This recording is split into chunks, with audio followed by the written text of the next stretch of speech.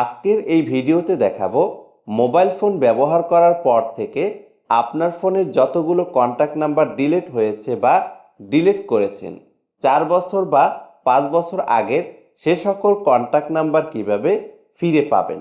তো চলুন তাহলে ভিডিওটি শুরু করা যাক। তো প্রথমে আপনার ফোনের ফেসবুক অ্যাপ্লিকেশনটি ওপেন করবেন। তো আমি এখন আমার ফোনের ফেসবুক অ্যাপ্লিকেশনটি ওপেন করব। এরপর উপরে হাতের ডান সাইডের কর্নারে দেখতে পাবেন 3 লাইন অপশন, এখানে ক্লিক করব। এরপর এখান থেকে একটু নিচের দিকে চলে আসব। তো এখানে দেখতে পাবেন সেটিংস অ্যান্ড প্রাইভেসি, এখানে ক্লিক করব।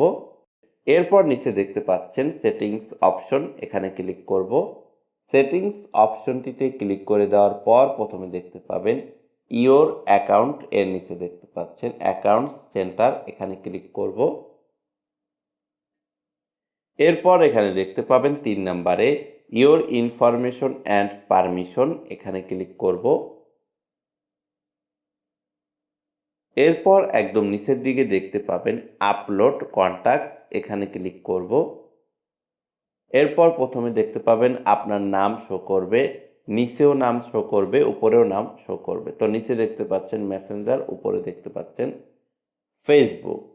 তো এখান থেকে আপনি কি করবেন, এই যে আপনার নামের নিচে ফেসবুক অপশনটির উপরে ক্লিক করবেন।